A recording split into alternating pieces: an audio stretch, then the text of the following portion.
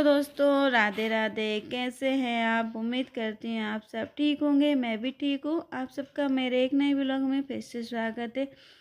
तो देखिए, हो चुकी है सुबह की शुरुआत। सुबह के जितने काम थे, झाड़ू पोछा सफाई के सारे काम निपटा कर फिर मैं आ गई नहाकर भगवान जी को नहलाने के लिए।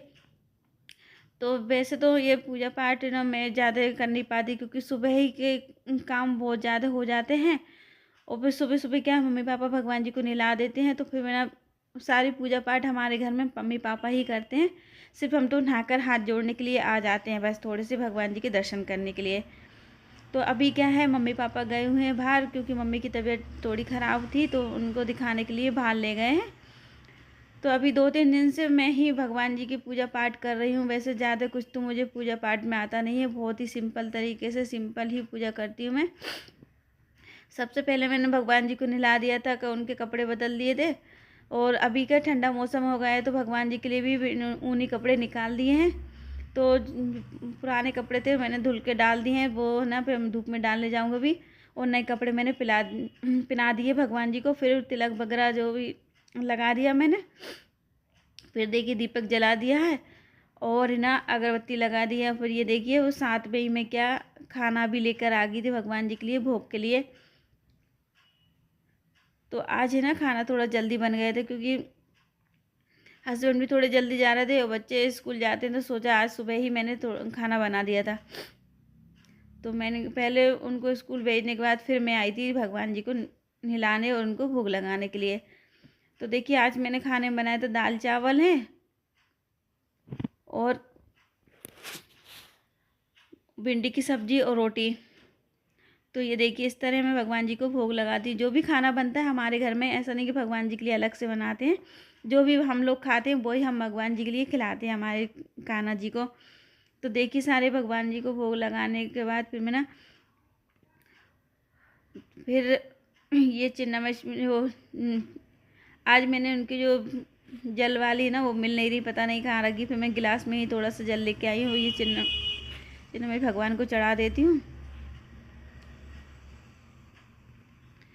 तो देखिए भोग लगाने के बाद फिर भगवान जी को जल पिला दिया है, और आज मेरी पूजा संपन्न हुई आज की। जय हो भगवान, जो भी गलती माफ़ करना। लास्ट में यही ज़रूर बोलती हूँ, क्योंकि गलतियाँ तो होती रहती हम मनुष्यों से। वो तो हम तो वैसे भी ज़्यादा कुछ जानते नहीं हैं। तो भगवान जी से मैं यही कहती हूँ, भगवान हम तो अनजान बालक हैं, ज़्यादा कुछ आता नहीं है। जो भी गलतियाँ फिर भी माफ़ करना। तो इस तरह मैंने अपनी आज पूजा पाठ करी है। तो देखिए भगवान जी को मैंने कपड़े पहना दिए थे, और ये हमारा छोटा सा मंदिर। पहले क्या मंदिर अलग था, तो अभी ना जगह बहुत कम है, तो इसलिए अलमारी में ही भगवान जी के मंदिर बना दिया है। अब देखते हैं भगवान जी कब वो नया घर बनवाते हैं, और कब अपने लिए खुद का अच्छा सा मंदिर बनवाएंगे।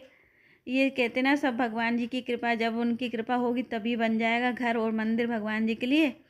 तो फिर मैं आ गई थी पूजन करने के बाद फिर छत पे कपड़े डालने के लिए।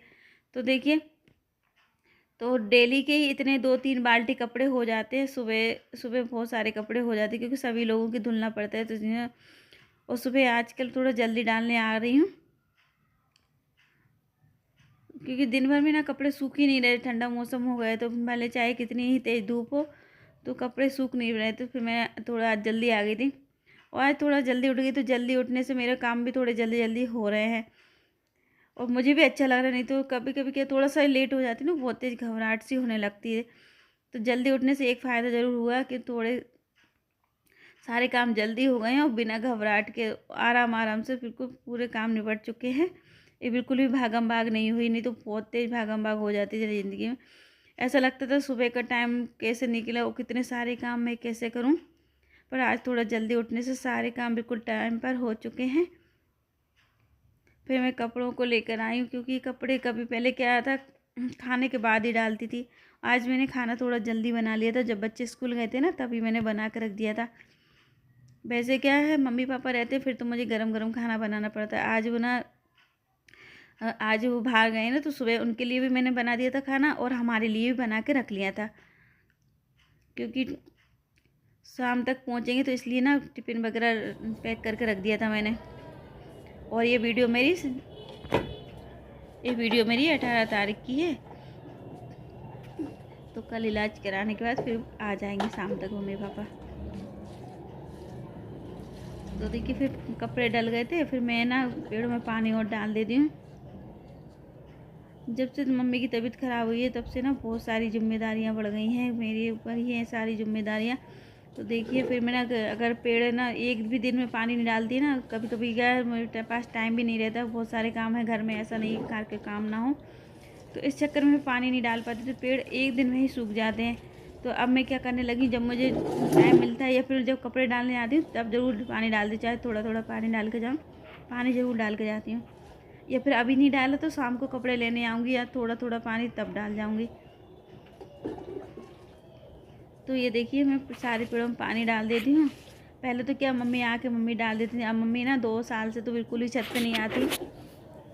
तो ये सारी जिम्मेदारियाँ मेरी हैं, सारी चीज़ों की देखभाल करना, घर गृहस्थी सारी चीज़ें मतलब सब मुझे ही देखना है। तो इस चक्कर में ना कोई कभी कभी दिमाग से ही उड़ जाता है, तो जल्दी जल्दी के चक्कर में भी नहीं डाल पाती पानी।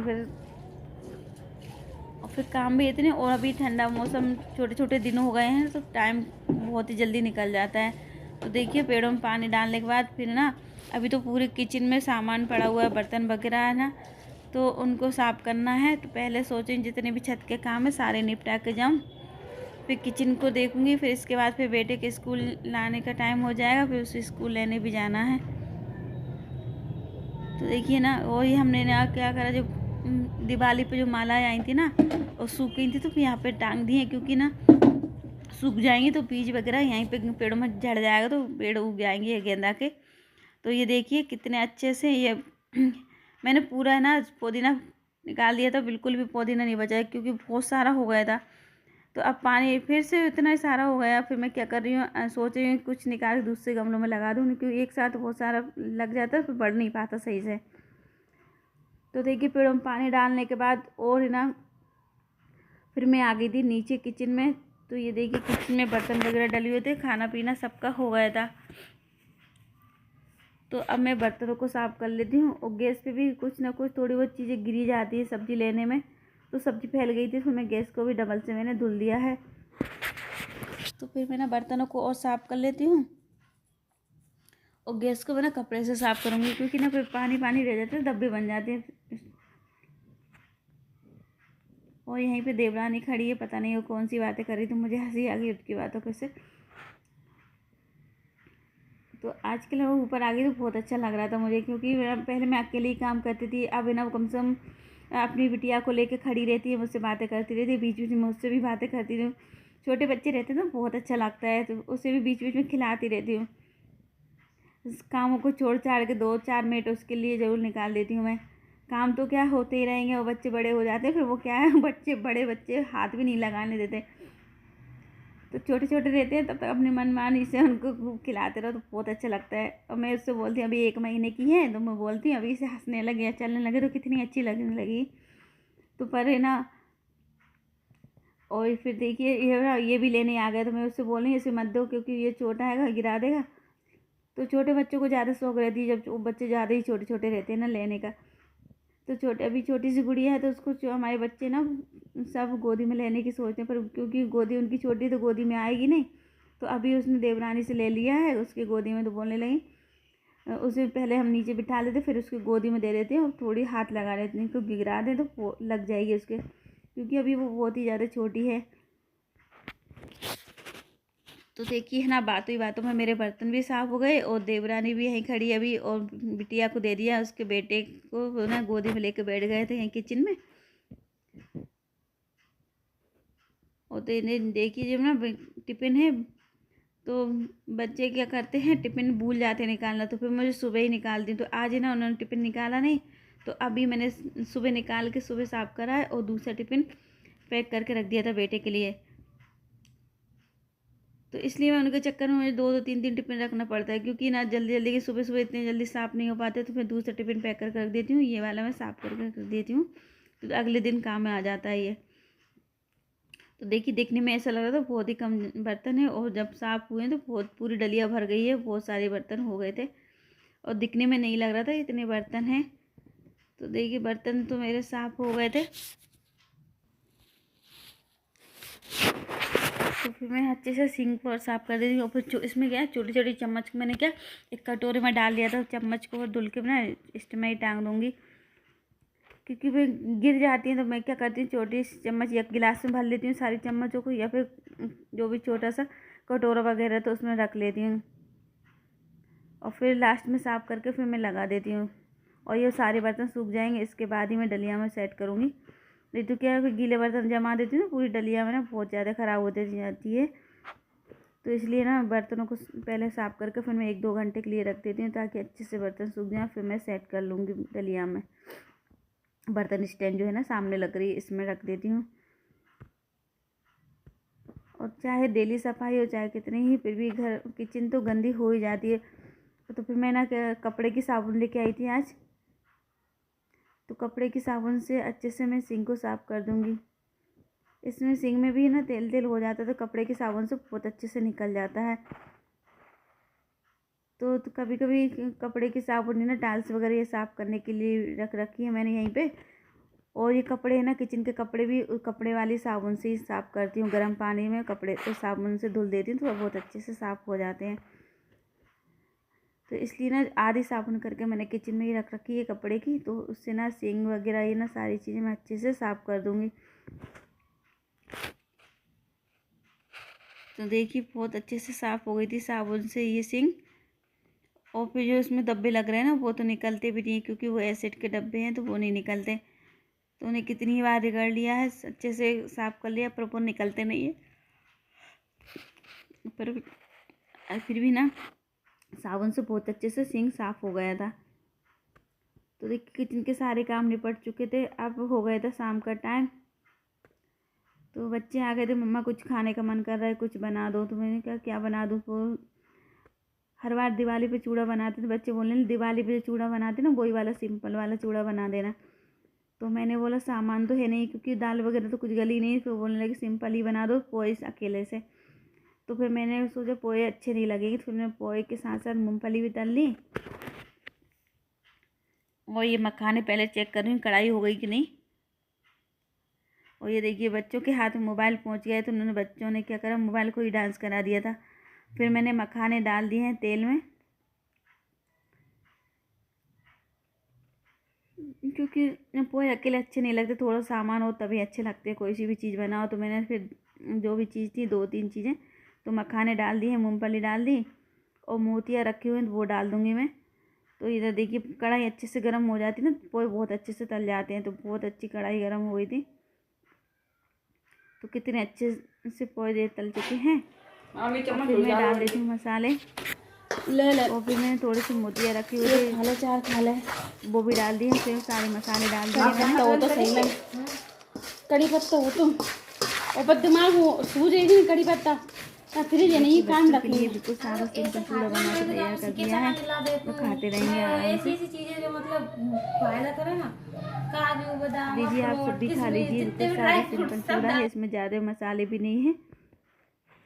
और बच्चों के लिए बहुत अच्छा लगता है, जब बच्चे ना कुछ खाने का बोलें तो मैं तुरंत ही उनके लिए बना देती हूँ।